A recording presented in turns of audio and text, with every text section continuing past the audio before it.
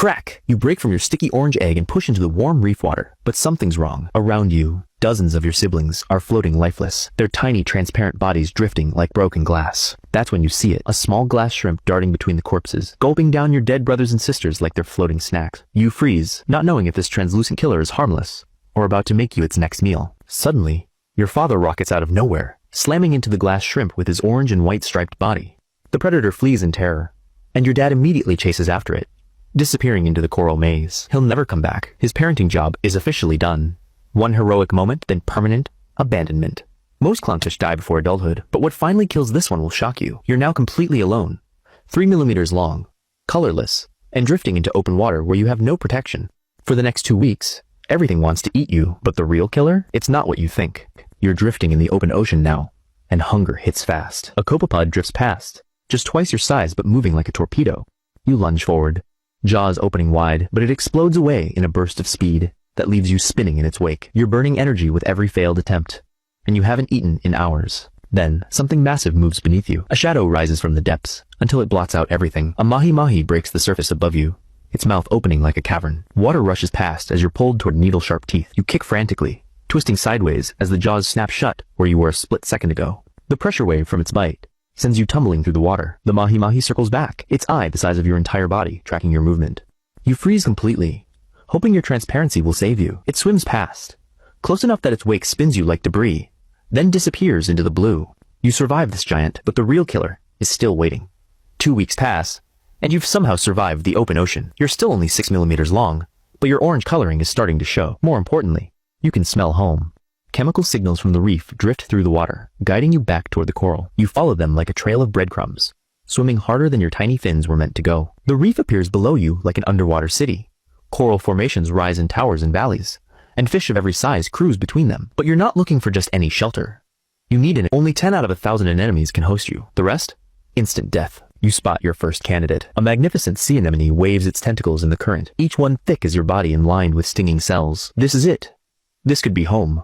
But as you approach, an adult clownfish rockets out from between the tentacles. He's 40 times your size, with battle scars across his fins and a chunk missing from his tail. His eyes hold the cold calculation of someone who's killed before. You try to swim around him, but he mirrors your movement perfectly. You dart left, he's there. You go right, he cuts you off again. This scarred warrior charges forward with his mouth open, and you have no choice but to flee back into open water. His territorial rage follows you for 50 feet before he turns back. You try 3 more anemones, same result every time. Adult clownfish own these prime real estate spots, and they'll defend them to the death. You're running out of energy and options when you finally spot it. A small bubble anemone tucked between 2 coral heads, barely large enough for 1 fish. It doesn't look like much, but it's unoccupied. You approach slowly, watching for any signs of other fish. Nothing. You edge closer to the tentacles, and they sway toward you, sensing your presence. This is the dangerous part. You have to let it sting you. The venom burns through your skin as you brush against the first tentacle.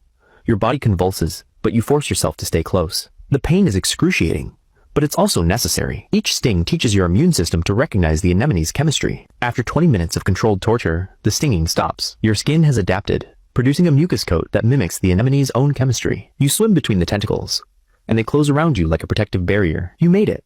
You have a home. A few months pass by, and you're not alone anymore. A larger juvenile has moved into your anemone. She's twice your size, and makes it clear who's in charge from the moment she arrives.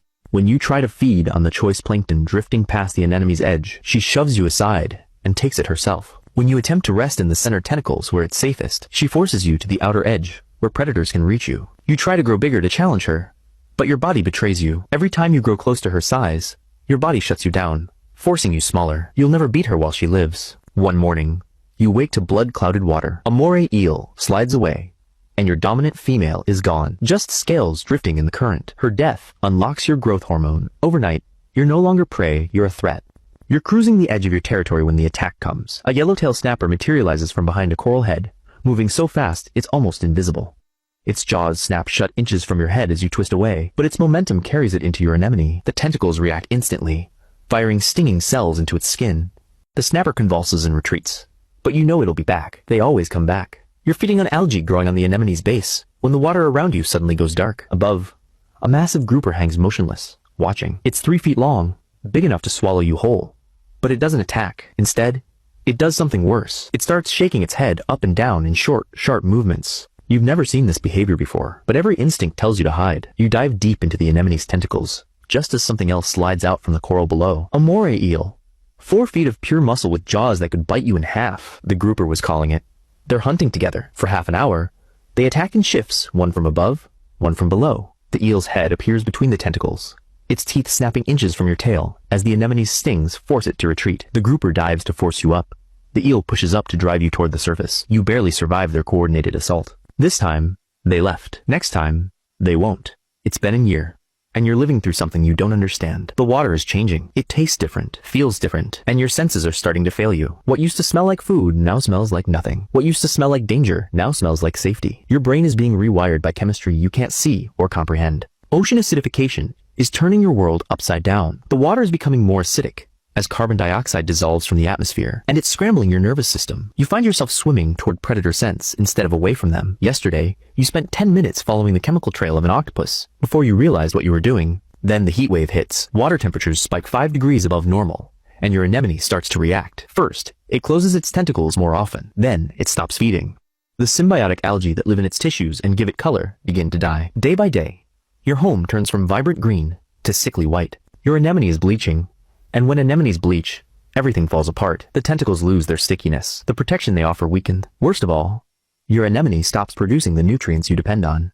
You're forced to venture farther from home to find food, spending more time in open water where predators wait. The stress hormones in your blood spike to dangerous levels. Your immune system weakens, making you vulnerable to diseases that healthy fish fight off easily. Your reproduction shuts down completely.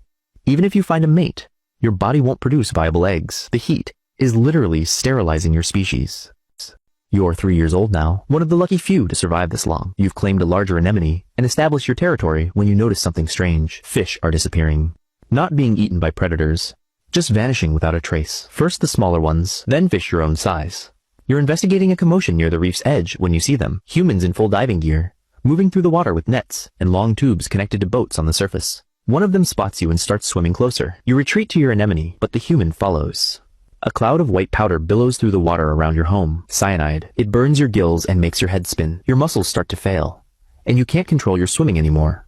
The human reaches out with a net as your vision blurs and your body goes limp. You're one of the lucky ones. The cyanide dose isn't lethal, just enough to stun you for capture. 75% of fish caught this way die from organ damage within hours. You're packed into a small container with dozens of other fish, all barely alive, and hauled to the surface. The journey to the aquarium trade is a nightmare of overcrowded holding tanks, temperature shock, and constant stress. Fish die around you daily. Out of every 100 fish caught, 98 will be dead within a year. Most don't even make it to the pet store. But you're resilient. You survive the transport, the quarantine, the gradual adjustment to artificial conditions. You end up in a home aquarium, a glass box with fake coral and mechanical bubbles. It's nothing like the reef, but you're alive. You've been in the aquarium for 6 months. Clean water, stable temperature, no predators. You should be safe. You've learned the feeding schedule and claimed your corner. For the first time in your life, you're not watching for threats. Then the family goes on vacation and leaves an automatic feeder. The feeder jams on day 3. The heater malfunctions on day 5. Water temperature plummets 8 degrees in 2 hours. Your tropical metabolism can't handle the cold shock. White patches spread across your body like frost.